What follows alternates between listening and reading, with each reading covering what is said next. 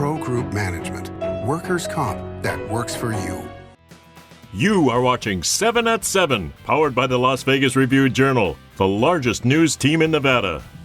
The man accused in Tupac's death faces new charges. Thanks for joining us on 7 at 7 tonight. I'm Lena Bleetz. We begin with top stories. The man accused of ordering the 1996 drive-by shooting that killed Tupac Shakur is facing new charges. 61-year-old Dwayne Keefe D. Davis was indicted on Friday of charges of battery by a prisoner and challenging someone to a fight for a December 23rd altercation at the Clark County Detention Center. The other man accused in the fight was indicted on the same charges, and both men are accused of striking the other. Davis is scheduled to appear in court next on Thursday.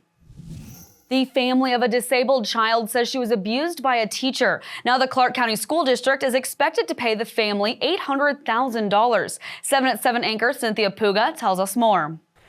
The Board of Trustees is expected to vote Thursday to settle a lawsuit filed against CCSD and Nicole Riley, the child's teacher at Adams Elementary. According to the lawsuit, staff members witnessed Riley mistreating the child, who suffers developmental delay and suspected autism disorder and wears braces on both legs. One staff member allegedly saw Riley lift the girl's chair out from under her and dump her on the floor. Another one witnessed the child repeatedly falling out of her chair and crying for 40 minutes without any intervention from Riley. The child moved to a different school. Riley did not respond to a request for comment, but is currently listed as a teacher at Rundle Elementary. CCSD does not comment on pending litigation. If you saw something in the sky over Las Vegas on Monday night, it was SpaceX's Falcon 9 rocket. This space technology company announced on X that it launched 23 Starlink satellites into orbit last night. SpaceX's launches out of Vandenberg Space Force Base in California can often be seen from the Las Vegas Valley. The rocket launched just after 6 p.m. to, quote, low Earth orbit from the base, according to SpaceX. This is the rocket's 23rd flight. In weather, sponsored by Star Nursery, your garden's partner for every bloomin' thing. Tonight, temperatures are dropping back into the 30s, reaching an overnight low of 36 degrees by 6 a.m. and warming up for a sunny Wednesday, high of 56 and low of 40.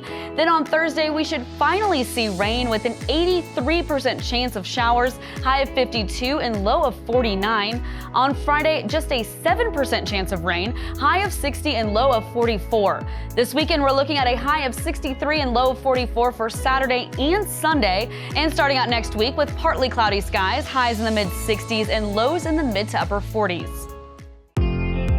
In business, brought to you by G Bank, your best banking experience ever. After a $20 million overhaul, a popular day club and pool on the Strip will be ready to open in a few weeks. Caesars Entertainment says the Go Pool at the Flamingo is expected to open in early March. The new aquatic complex will feature 5 distinct pool areas and experiences. Highlights will include a 30-seat swim-up bar, 33 VIP cabanas, and a 50-foot wide rain curtain waterfall. The property's general manager says the project is not a renovation, but a completely different pool complex that was built from the ground up. In health, brought to you by Centerwell Senior Primary Care. Discover primary care focused on you. Several brands of canned tuna are under a recall because of potential contamination. Tri-Union Seafoods recalled certain lots of tuna sold under several different brand names, including Genova, Van Camp's, and Trader Joe's. That's because they might be contaminated with a type of bacteria that causes botulism, a potentially fatal form of food poisoning. No illnesses have been reported. Tri-Union urges those who bought the tuna to return it to the store for a full refund.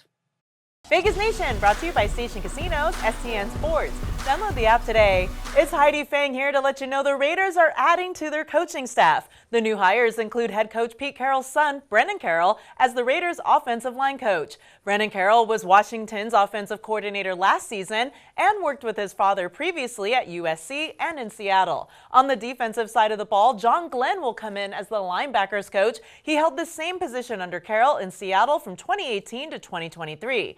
And new defensive assistant Beya Rasul spent the last 2 years on Florida's staff with the NCAA. Now for a sports update brought to you by PT's Taverns. With over 65 locations, there's a PT's near you. Visit ptstaverns.com.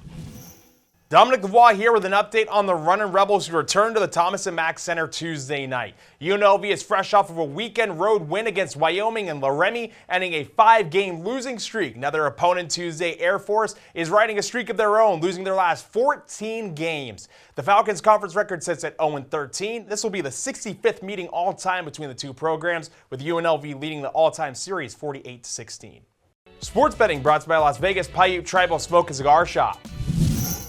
Spring training isn't far away, and baseball regular season win totals are posted at the sportsbooks. The Athletics total at Circa Sportsbook is 72, a far cry from the days when they had the lowest number overall. The defending champion Dodgers have the highest total at 104.5 wins, followed by the Atlanta Braves and New York Yankees, each at 92.5. The New York Mets and Philadelphia Phillies are both listed at 91.5. The Chicago White Sox have the lowest total at 53.5 wins, followed by the Colorado Rockies at 60. Now for entertainment, sponsored by Arizona Charlie's with live entertainment every weekend at both locations. Go to ArizonaCharlies.com to see who's playing. A Las Vegas performance space is shutting its doors next month. The venue at the Orleans is being shut down for renovations. The shows there are closing by March 16th, including Adam London's Laughternoon, The Conjurer's Cabin of Wonders, and the dinner show Marriage Can Be Murder. A spokesman for Boyd Gaming, which owns the Orleans, confirmed Monday that the venue is closing, but would not say what the plans are for the space. In your 7 at 7 lifestyle news, sponsored by Palms Casino Resort, your Vegas to California connection.